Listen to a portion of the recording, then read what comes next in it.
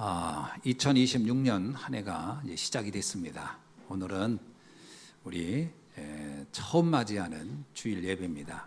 그래서 오늘 굉장히 의미 있는 중요한 예배가 되는 줄로 믿습니다. 오늘 말씀에 보면 반복해서 나오는 게 대언하라라는 표현입니다. 이 대언하라는 말은 말씀 그대로를 전달하라라는 뜻이죠. 만약에 전달자가 자신의 생각을 섞거나 자신의 견해를 섞으면 그것은 대언이 아니죠. 그래서 명령자의 말 그대로를 전달하는 것, 이것이 대언입니다. 그래서 사실은 이 설교를 한다고 할 때 설교는 자기 생각을 넣는 거예요. 그래서 사실은 이 설교라고 하는 것이 맞는 표현이 아닙니다. 이거는 불신자들이 말할 때 하는 얘기고요. 사실은 강단에서 말씀은 선포하는 겁니다. 그러니까 막 사람을 막 설득하는 게 아니고요.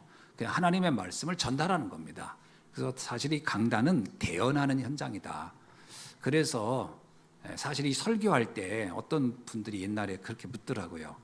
아니 목사님 설교 중에 궁금한 거 있으면 뭐 질문도 좀 하고 그러면 좋겠다. 근데 사실은 그게 안 맞는 이유가 설교하는 거라면 강의를 하는 거라면 가능합니다. 그러나 선포는 사실 그냥 듣는 겁니다. 하나님이 우리에게 말씀을 전하는 것이거든요.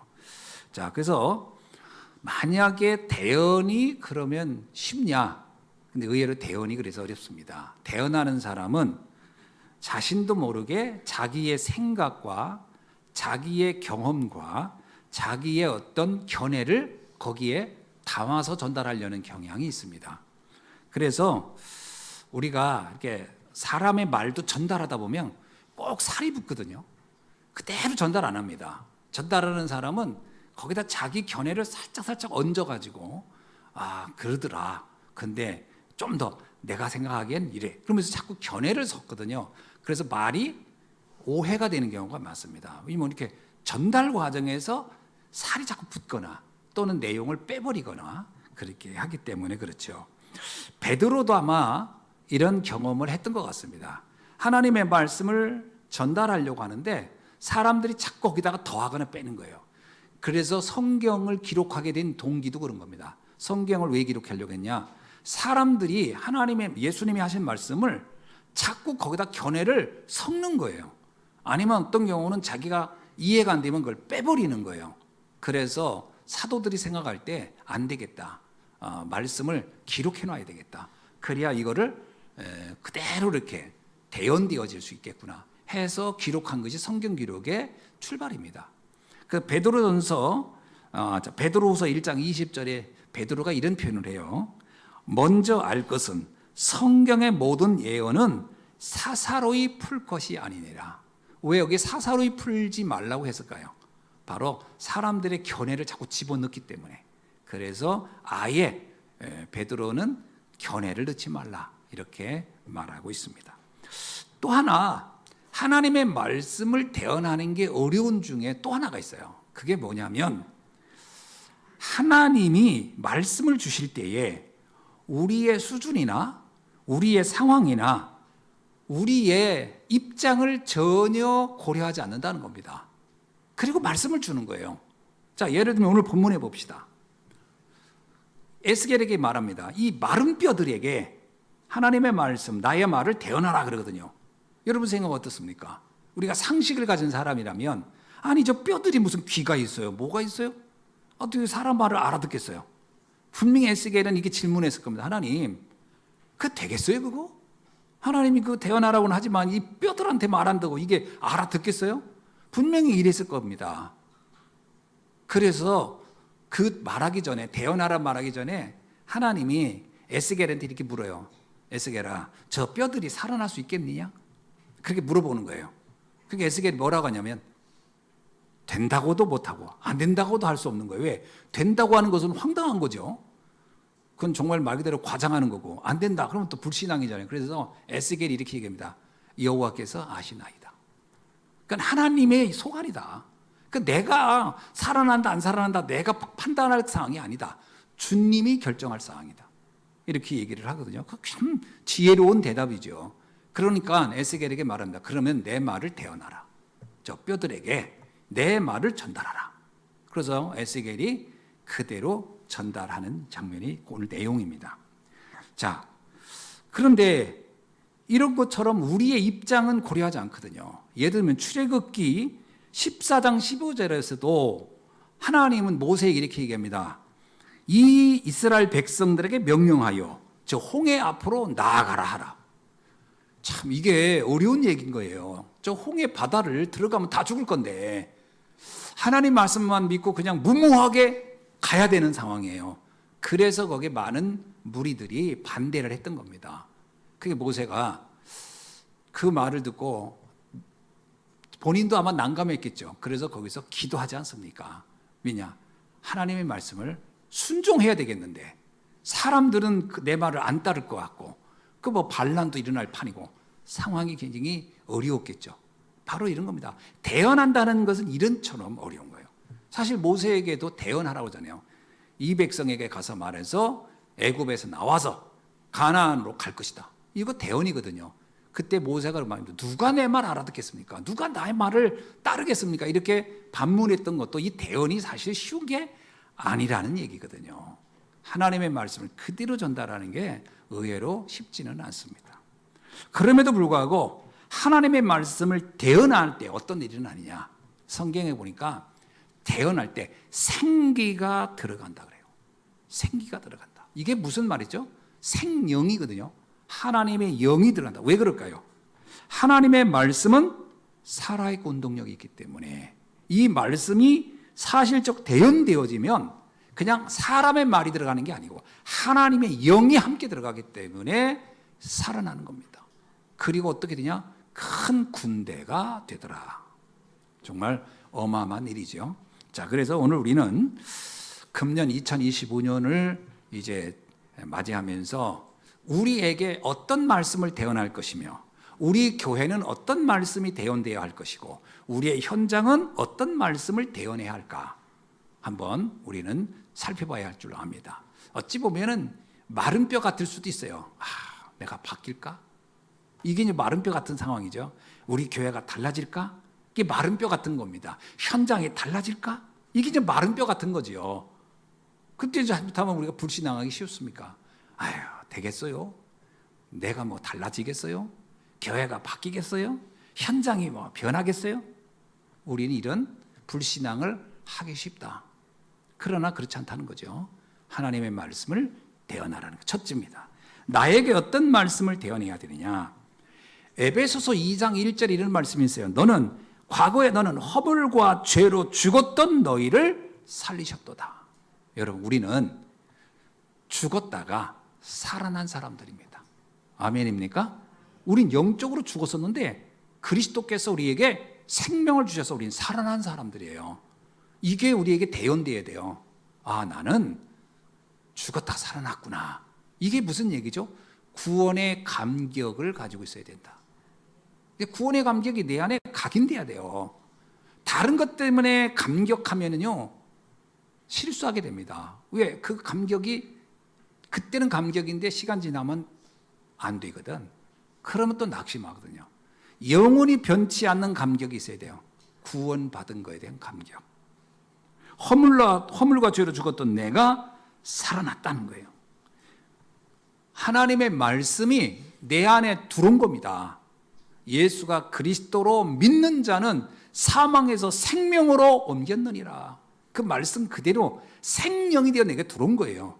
그래서 나는 살아난 겁니다. 아멘이죠? 그리스도 알기 전에 나는 내 자신을 봐도 마른 뼈 같았다라고 느껴집니다. 뭐 별로 삶에 재미도 없었고 낙도 없었고 매일 근심과 걱정뿐이고 그 마른 뼈죠. 정말 내 인생은 마른 뼈 같았어요. 근데 복음을 알고 나니까 삶의 의미가 부여지고 막 날마다 기쁘고 감사가 되더라고요. 이게 우리 안에 사실적으로 누려져야 됩니다. 요즘 제가 계시록서를 쭉 읽다가 그 장면이 떠오르더라고요. 나의 첫사랑을 너희가 잊었다. 이런 말이 있더라고요. 그 말이 갑자기 확 와닿더라고요. 어쩌면 내가 구원받았던 그 감격, 그게 내게 지금 희미해지고 있지는 않은가? 우리가 구원의 감격을 다시 금년 한 해 각인시키고 대언하는 역사가 있기를 바랍니다. 자, 두 번째 고린도후서 5장 17절의 말씀이 각인돼야 돼요. 내게 대언돼야 돼요. 뭐죠? 나는 그리스도 안에서 새로운 피조물이라. 여러분, 우리는 새로운 피조물이 된 거예요. 살아났을 뿐만 아니라 새로운 삶이 시작된 거예요. 믿으십니까? 이게 대언돼야 돼요. 나는 새로운 피조물이라. 보라, 새 것이 되었으니 이전 것은 다 지나갔도다. 이전 것이 지나간 거예요. 과거에 뭐 이런 일 저런 일 뭐 상관이 없는 거예요. 완전히 새로운 시작. 이것을 오늘 금년 한 해 누리기를 주의 이름으로 축원합니다. 그러면서 시편 23편 1절로 6절 말씀이 대언되어야 돼요. 뭐라고 나오냐면 여호와가 나의 목자시니 내게 부족함이 없으리로다. 여호와가 내게 돈을 주니 부족함이 없다가 아니에요. 여호와가 내게 성공을 시켜주니 부족함이 없다가 아니에요. 여호와가 나의 목자시니 내게 부족함이 없으리로다. 여러분, 이 구원받은 이 어마어마한 축복을 가진 자에게는 하나님과 나의 관계가 완전히 새롭게 시작된 겁니다. 하나님은 나의 보호자인 목자가 되신 거지요. 이거를 매일매일 누릴 때 우리의 삶은 완전히 달라질 겁니다. 나는 생기가 내 안에 가득할 것이고 내 인생이 군대가 될 것입니다. 군사가 되는 거죠. 여러분의 삶이 2026년도에는 폐장병 같은 그런 낙심된 삶이 아니라 군대가 되는 거대한 군사가 되어지는 축복이 있어지기를 주의 이름으로 축원합니다. 자, 두 번째는 교회에 대언할 말씀입니다. 마태복음 16장 18절에 보니까 이런 말씀이 있어요. 음부의 권세가 결코 이기지 못하리라. 교회는 흑암을 막아낼 마지막 보루입니다. 이게 굉장히 중요합니다. 그래서 음부의 권세가 교회를 공격한다는 걸 전제로 한 얘기거든요. 공격합니다. 어떻게 공격할까요? 창세기 3장, 6장, 11장으로 공격합니다. 어떻게 공격할까요? 창세기 3장은 그건 네가 하나님같이 되어. 그러니까 내 마음대로 안 되면 막 못 견디는 거예요. 이게 교회가 흔들리는 이유입니다. 내 뜻대로 안 되면 못 견디는 사람들이 있거든요. 그게 빨리 깨달아. 이게 내 창세기 3장에 내가 걸렸구나. 내 뜻대로가 아니에요. 하나님의 뜻대로지. 그죠? 아까 그 대언하라고 할 때 내 뜻대로 하면 대언이 안 됩니다. 우리 교회에 하나님의 말씀을 주시고 말씀을 이끌어 간단 말이죠. 그런데 자꾸 내 생각 가지고 막 이게 되냐 안 되냐, 이게 사단의 공격 방법이거든요. 여기에 속으면 안 돼요. 자, 그래서 내 뜻대로 안 되면 물론 답답할 수는 있겠죠. 그러나 그때 한 발 멈춰야 돼요. 멈춰서 이렇게 물어야 돼요. 하나님이 뭐라고 하실까? 왜 하나님은 이런 시간표를 나에게 허락할까? 바울이 그렇게 아시아로 가고 싶었는데 문이 막혔잖아요. 얼마나 답답하겠어요. 자기 생각대로 안 되는 거예요. 거기에 하나님의 큰 뜻이 있었습니다. 그래서 우리는 우리 뜻대로 되는 데서 시원함을 느끼지 말고 상관없이 하나님의 뜻을 찾는 귀한 교회가 되어야 할 줄로 믿습니다. 그러면 우리는요, 사단의 공격을 다 이겨낼 수 있어요. 사단의 두 번째 공격이 뭐죠? 자꾸 물리적인 결과를 보려고 하는 거예요. 신앙생활 했으니까 뭐 돈 좀 벌지 않을까? 신앙생활 했으니까 뭔가 좀 애들이 뭐 공부도 갑자기 잘하지 않을까? 자꾸 물리적으로 눈으로 보이는 결과에 자꾸 흔들리는 거예요. 그러다가 아이고 이거 뭐 10년 돼도 애가 달라지는 것 같지도 않고 그러면 낙심하는 거예요. 그게 교회가 흔들리는 이유입니다. 그게 자꾸 물리적인 결과를 얻어내려고 하는 거. 그게 창세기 6장의 공격이에요. 사단은 자꾸 그걸 공격합니다. 예수 믿었으면 좀 달라져야 하지 않아? 예수 믿으면, 여러분 이미 내 안에 생명이 들어온 게 최고의 달라진 것입니다. 근데 자꾸 물리적인 결과에 너무 치중한 나머지 그게 잘 안 되잖아요. 그럼 나도 모르게 굉장히 낙심하게 되고요, 실망하게 되는 거예요. 그러니까 교회 공동체가 그래서 흔들리는 겁니다. 그래서 여기 이단들이 공격하는 거죠. 뭐라고 하면, 야 우리 교회 나와봐. 우리는 말이야 막 일자리도 주고 막. 지난번 통일교도는 그 얘기하더라고. 모든 물리적인 걸 다 제공해 줬기 때문에 떠날 수가 없다는 거예요. 이단은 그런 겁니다. 물리적인 걸 다 제공해 준 거예요. 못 떠나. 그 교회가요, 만약에 그런 걸 가지고 공격해 들으면요, 우리 교회는 도대체 뭐요?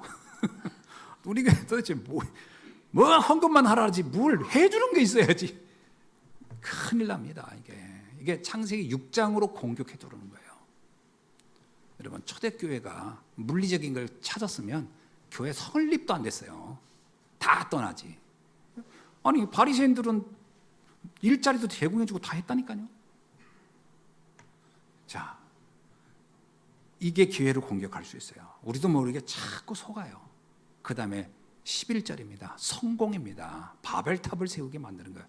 뭔가 막 교회를 통해 내가 성공하고 막 이렇게 되려고 하는 그런 생각들, 뭔가 내가 막 높은 자리에 갈 수 있지 않을까, 뭔가 막 성공의 길이 열리지 않을까.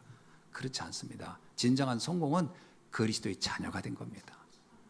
보호자의 배경을 가지고 사는 게 최고의 성공이에요. 이런 부분을 공격한다. 그러니까 복음의 반석 위에 있는 교회는 절대로 이런 공격이 먹혀들지 않는다, 이런 말이겠죠. 자, 그 다음에 디모데전서 3장 15절은 이렇게 얘기합니다. 교회는 진리의 기둥과 터다. 여러분, 참된 진리는 오직 하나입니다. 예수 그리스도입니다. 예수 그리스도 외에는 진리가 없어요. 네가 진리를 알지니 진리가 너를 자유케 하리라 할 때 그 진리는 그리스도를 말하는 거야. 복음을 알지니 복음이 너를 자유케 하리다, 이런 말이거든요. 그래서 교회는 뭐다? 오직 그리스도, 복음이 기둥되고 복음이 터가 돼야 된다. 그 외에는요, 다른 것이 기둥이 되고 다른 것이 터가 되잖아요. 교회는 무너집니다. 마치 모래 위에 세운 집처럼 무너져 버려요. 오직 교회는 복음만 말해야 돼요. 사실은 제가 이 복음을 깨닫고 나서 복음을 막 얘기하면서 한 3년쯤 지나니까 나한테 이런 생각이 들더라고요. 복음만 말하면 성도들이 좀 지루하지 않을까? 좀 이렇게 좀 맨날 그 말이 그 말인데 이렇게 들리지 않을까? 이런 의심이 누구한테 오냐? 나부터 생기더라니까요. 그래서 자꾸 메시지를 약간 좀 바꾸고 싶은 생각이 자꾸 드는 거예요. 그래서 그때 이제 선배 되는 목사님한테 제가 상담을 했었습니다. 저 경주에 있는 박용환 목사님이란 분인데, 제가 그때 이런 질문을 했었더니 그 목사님이 딱 하는 얘기가 뭐냐면, 터에 금이 가는구나. 이게 반석에 금이 갔대요. 무너질 거야, 그러더라고요. 왜냐? 복음이 지루하면 안 된다. 그러면서 재미난 얘기를 해서, 매일 먹는 밥이 지루하면 그 사람은 병든 거야. 매일 먹는 밥은요, 신기하게도 건강한 사람은 질리지가 않아요. 그렇죠? 된장에다 밥 비벼 먹었어. 근데 된장이 남았어. 그 다음날 찬된장에 또 비벼 먹었어. 그래도 맛있는 게 정상이에요. 근데 희한하게 외식하는 음식은요, 3번, 4번 먹잖아요. 못 먹습니다. 희한하게 질려요. 제가 병원에 있을 때 이 한방병원이 밥이 맛있더라고. 난 세상에 병원밥 맛있는 건 처음 알았어요. 한방병원이 매일 새로운 메뉴가 오는 거예요. 매일 새로운 메뉴가. 그래가지고 식사 시간이 기다려지더라고. 그리고 오늘은 뭐가 올라나? 그랬더니 한 일주일 됐는데 그 요리사가 오더니 다 물어보는 거예요. 간은 어땠는지, 어떤 걸 더 먹고 싶은 건 없는지, 반찬이 양은 부족하지 않은지 전부 다 모니터링을 하더라고. 그래서 내가 그랬어요. 너무 맛있다. 뭐 더 이상 뭐 바랄 게 없다. 막 이렇게 했거든요. 2주까지는 계속 새로운 게 나오니까 2주간 너무 맛있더라고. 3주 때 되니까 똑같은 게 다시 나오는 거예요. 2주 간격으로 바뀌는, 2주 간격으로 다시 이제 리셋되는 거예요. 2번째 먹으니까 희한하죠? 질리네. 그 다음날 뻔해. 지난 뭐 먹은 게 또 나올 거야. 정확히 나오더라고. 질리는 거예요. 3주째부터 질리더라고. 그래도 4주째 지나는 날이요. 좀 새로운 게 나오면 안 될까? 여지없이 똑같은 게 또 나오는 거예요. 그때 나왔어요. 빨리 나가야 되겠다. 못 견디겠다. 여러분, 밖에서 먹는 음식은요, 그게 새로운 걸 먹어도 그 계속 질려서 못 먹어요. 그러나 집에서 먹는 거는 반찬이 별거 없어. 맨날 그게 그거. 그러나 질리지 않아요. 이게 건강한 사람의 특징이에요. 복음의 말씀은 매일 같은 것 같으나 같지 않습니다. 왜 그렇죠? 어제의 나와 오늘의 내가 달라졌고 어제의 상황과 오늘의 상황이 달라졌어요. 그래서 어제 느꼈던 말씀의 은혜가 오늘 들을 때 말씀의 은혜는 또 달라요. 새롭게 되는 겁니다. 그러니까 이 터가 복음이 기둥이어야 되고 복음이 터가 돼야 되는데 이게 만약에 조금 잘못되잖아요. 그러면 그때부터는 무너지는 시간이 오기 시작하는 겁니다.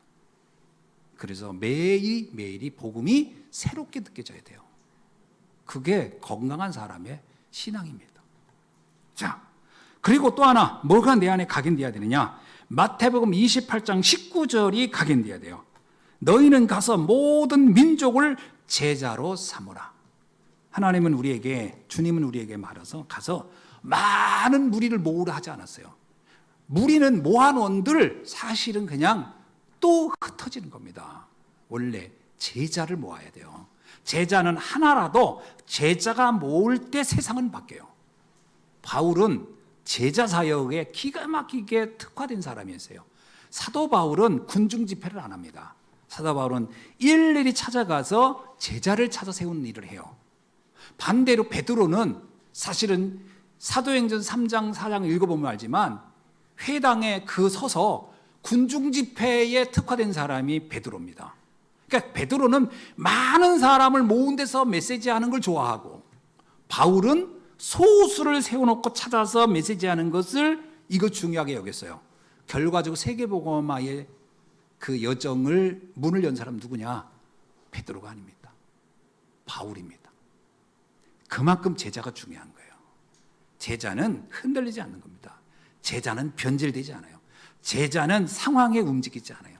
제자는 끝까지 가는 사람이에요. 심지어는 브리스와 아굴라 같은 사람 보세요. 목숨을 걸고라도 사역을 하겠다고 이래야 살아남는 겁니다. 복음이. 무리는 다 흩어집니다. 예수님을 그렇게 따랐던 수많은 무리들 어떻게 되세요? 오병이어 기적할 때는 그렇게 모여들더니 나중에 가이사랴 빌립보에서 더 이상 나는 이거 줄 생각 없다 했더니 다 흩어졌잖아요. 그런 겁니다. 무리는 그냥 여론 따라 모이고 환경 따라 모이고 자기의 욕구 따라 모였다가 그게 채워지지 않으면 싹 빠져나가는 게 무리거든요. 그러니까 무리를 가지고는 세상을 못 바꿔요. 그래서 예수님도 그랬어요. 너희는 가서 모든 민족으로 제자를 삼으라. 그래서 우리는요, 다민족 중에 제자 찾아야 됩니다. 사실 자민족이 많이 모이면 좋죠. 분위기. 아닙니다. 제자 찾아야 돼요. 그리고 치유 대상자 가운데 제자 찾아야 돼요. 그리고 렘넌트 가운데 제자 찾아야 돼요. 물론 렘넌트도 많이 모으면 좋죠.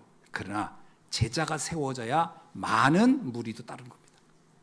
구심점이 중요해요. 깃발을 드는 사람이 있어야 많은 사람도 모이는 거거든요. 그래서 아놀드 토인비는 말하기를 이렇게 얘기했어요. 역사는 군중에 의해서 바뀌는 게 아니다. 창조적 소수가 세상을 바꾸는 거예요. 그래서 토인비가 그랬어요. 세상은 창조적 소수가 바꾸는 것이다. 유명한 말입니다. 우리는 제자를 찾는다는 것은 그 창조적 소수를 찾아 세우는 일을 하는 거예요. 그래서 예수님도 제자를 삼으라. 오늘 우리는 금년도 한 해 동안 우리 마음에 딱 각인할 게 있어요. 대언할 게 있어요. 나는 모든 민족으로 제자를 찾는다. 아멘. 네. 제자는 숨겨져 있기 때문에 쉽게 안 드러납니다. 원래 보석은 흔히 널려 있는 게 아니에요.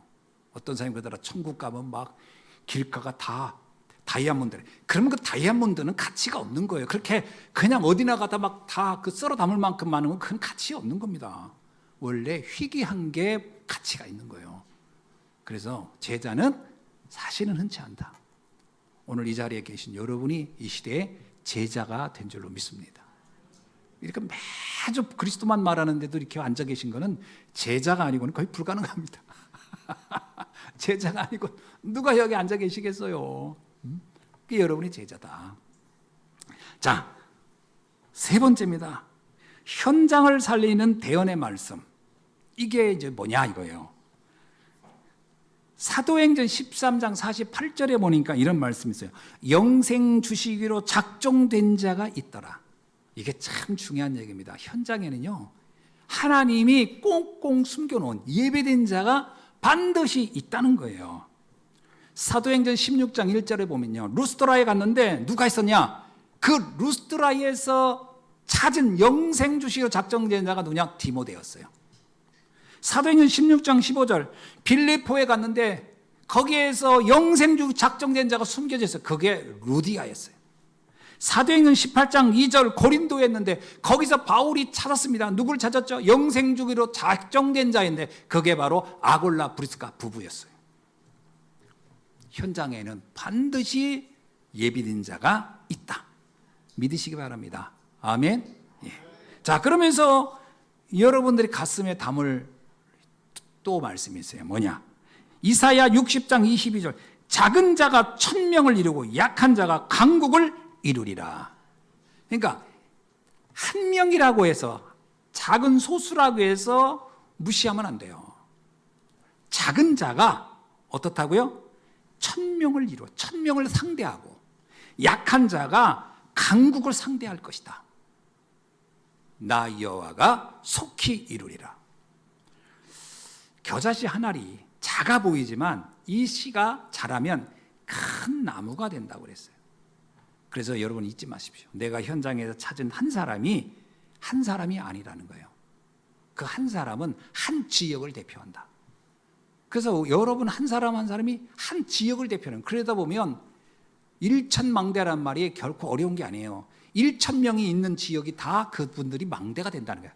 그러니까 우리 교회는 뭐예요? 우리 교회에 있는 성도 여러분이 다 망대가 된다면 최소한 60군데 망대가 세워진다고 볼 수 있겠죠. 우리 한 사람 한 사람이 이 시대를 바꿀 망대다. 그러니까 우리가 또 가서 망대를 또 찾아요. 그럼 120군데 망대가 만들어지고 또 찾아요. 그래서 1000망대, 한 사람이 한 지역, 한 나라를 살릴 것이라고 믿으시면 되겠습니다. 자, 그래서 세 번째입니다. 마태복음 4장 19절에 이런 말씀이 있습니다. 내가 너희를 사람 낚는 어부가 되게 하리라. 하나님은 처음부터 우리를 이런 사람 낚는, 제자 찾는 일을 위하여 부르셨다는 거예요. 그러니까 우리에게는 이 사명을 주셨고 이것을 감당할 능력도 주셨다는 겁니다. 그래서 우리는 처음부터 1000망대를 세울 수 있는 사람들이다. 마른 뼈들, 다시 말하면 맑기도 못 알아들을 것 같고 이가 뭐 반응도 없을 것 같은 마른 뼈들한테 복음을 전했어요. 그랬더니 어떻게 되냐? 결과가 군대가 됐어요. 이게 엄청난 겁니다. 여러분, 우리는 언뜻 보면 이런 사람이 뭘 하겠어? 이런 사람이 무슨 일을 하겠어? 그건 내 생각이에요. 아닙니다. 대언하여 반응이 일어난다면 그는 군대가 될 것입니다. 그래서 에스겔이 그걸 봤어요. 마른 뼈가 말씀이 들어가자 군대가 되는구나. 이 어마어마한 재창조의 역사가 일어날 수 있는 거구나. 금년 한 해 우리는 말씀을 전하여 군대를 이렇게 세울 수 있는 줄로 믿습니다. 자, 말씀을 맺습니다. 꼭 좀 기억할 게 있어요. 뭐냐? 첫째, 각인된 것만큼 뿌리 내리고 뿌리 내린 것만큼 우리는 체질이 됩니다. 근데 이 체질이 되면 어떻게 되냐? 운명이 달라져요. 자, 근데 무엇으로 각인하느냐? 이게 참 무섭거든요. 복음으로 각인해야 되거든요. 복음이 각인되어야 복음이 뿌리 내리고 복음이 체질되는데, 만약에 종교가 각인되고 종교가 뿌리 내리고 종교가 체질되면 어떻게 되겠냐? 성경에 보니까 이렇게 나와요. 마태복음 7장 2절에 보니까 너희가 비판하는 그 비판으로 너희가 비판을 받을 것이요 너희가 헤아리는 그 헤아림으로 너희가 헤아림을 받을 것이니라. 이게 무슨 얘기냐면 당시 율법주의자인 바리새인들에 대해서 한 얘기예요. 그러니까 율법이 각인되면 어떻게 되느냐? 비판합니다. 율법의 특징은 뭐냐면 허물을 절대 그냥 지나치지 않아요. 잘못을 지나치지 않아요. 반드시 그것을 가지고 지적을 하고 교정하려고 하는 게 있어요. 율법의 특징은 교정하려는 게 있거든요. 그런데 뭐냐? 네가 만약에 그들을 비판하고 그것을 헤아려 교정하려고 한다면 어느 날 너가 실수하거나 너가 잘못했을 때 그건 반드시 부메랑이 돼서 너를 비판할 것이고 너를 교정하려고 할 것이다. 헤아릴 것이다. 그게 이 율법은요, 사람을 긴장하게 만듭니다. 자유롭게 안 해요. 왜? 실수하면 어떡하지? 실수하면 어떡하지? 이 종교가 갖는 굉장히 독특한 힘입니다. 그런데 이 이 율법이 그런 거예요. 율법이 이렇게 강한 뭐가 있어요. 근데 율법이 언뜻 보면 어떻게 보이냐? 율법의 사람을 보면요, 똑똑해 보여요. 율법은 똑똑해 보입니다. 왠지 알죠? 잘 찾아내거든. 그 부족한 것 착착 찾아내거든. 그래서 이 사람 참 똑똑하네. 똑똑한 소리를 들어요, 율법주의자가. 그거를 똑똑하다고 보면 착각입니다. 똑똑한 게 아니에요. 굉장히 용서할 수 없는 기준이 각인돼 버린 거예요. 용서가 안 돼요. 이것도 용서가 안 되고, 이것도 용서 안 되고, 이것도 용서 안 돼요. 그 다음에 종교는 어떠냐? 종교는 모세처럼 됩니다. 아까 그거는 율법이고, 종교가 각인되면 모세처럼 돼요. 어떻게 되느냐? 모세가 출애굽기 4장 10절에 하나님이 모세를 불러가지고 이렇게 얘기합니다. 이 백성을 이끌고 나가라. 그랬더니 모세가 뭐라고 하냐면, 저는 능력이 안 됩니다. 전 나이도 그렇고 말도 못하고. 이게 종교입니다. 그럼 모세가 이때는 언제냐? 애굽에서 40년 있으면서 애굽 종교에 길들여진 사람이에요. 그리고 이 사람은 아직 광야에 가서 나중에 율법을 받잖아요. 율법 받기 전의 상태예요. 종교적 사람이란 말이에요. 종교의 특징이 뭐냐면 열심입니다. 종교는 무조건 열심히 하는 거예요. 열심히 하지 않거나 능력이 안 되면 너는 믿음이 없구나. 너는 문제가 있구나. 종교의 특징은 열심입니다. 그래서 종교로 각인되면 어떠냐? 능력을 가지고 모든 걸 봐야 되는데 자기를 보니까 내가 너무 무능해. 내가 뭐든 너무 약해. 내가 뭔가 할 능력이 안 돼. 그럼 종교는 나를 자악하게 만들어요. 나를 굉장히 무능하게 만듭니다. 그래서 종교는, 종교에 각인된 사람은 어떠냐? 자신도 모르게 무기력해져 버려요. 힘도 없어져 버려요. 그리고 낙심되고 나중에는 절망해 버립니다. 이게 종교가 갖는 무서운 의미예요. 근데 이 종교가요, 언뜻 보면 어떻게 보이냐? 겸손해 보여요. 그렇죠? 종교는 언뜻 보면 겸손해 보여요. 왜? 저는 잘 못해요. 전 부족해요. 이게 종교의 자세거든요.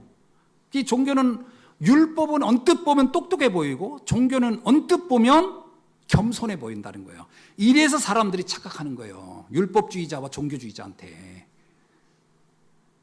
그러면 복음은 어떠냐? 복음은 하나님의 은혜로 살아간다는 거예요.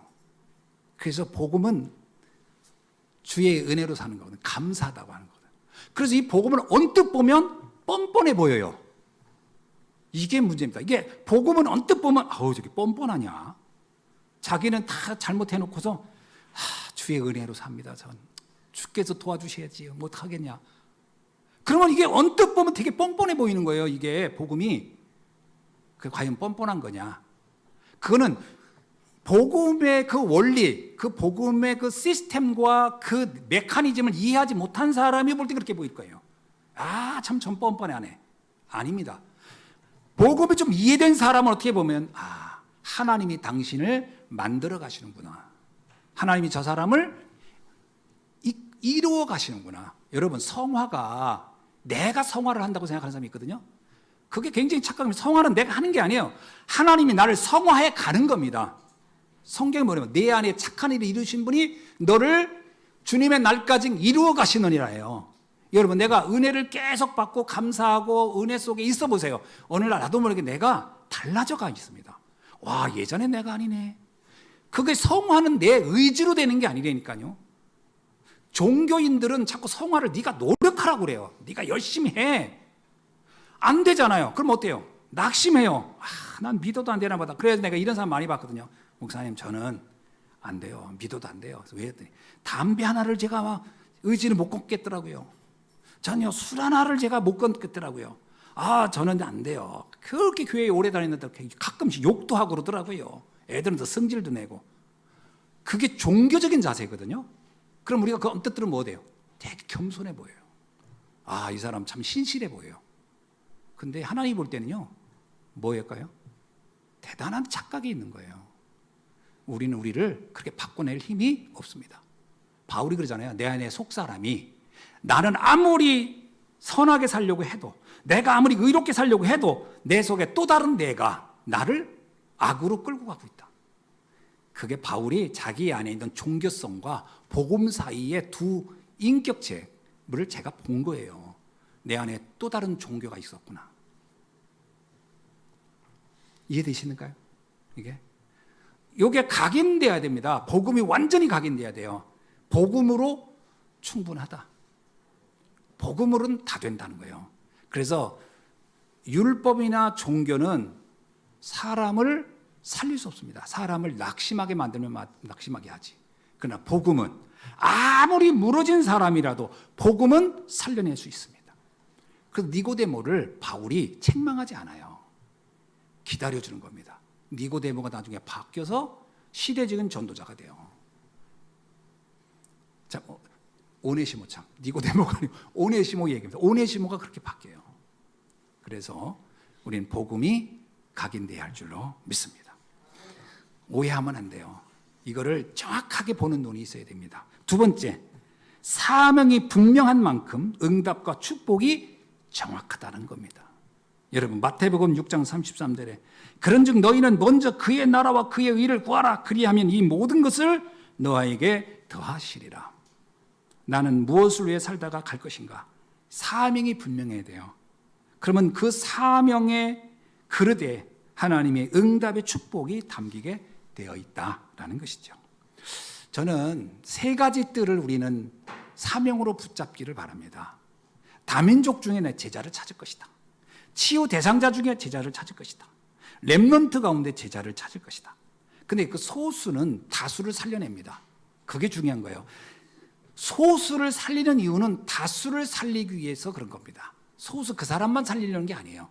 그가 세워져야 다수가 사는 거예요. 우리나라가 이렇게 잘 살게 된 거는요, 사실은 굉장히 똑똑한 사람들을 특화시켜서 잘 키워낸 겁니다.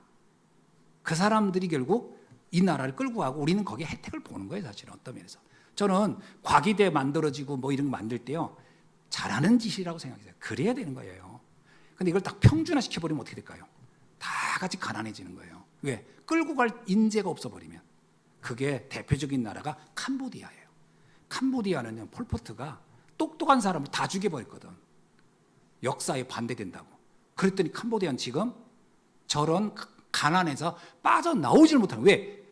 인물이 하나도 없는 거예요. 인물이.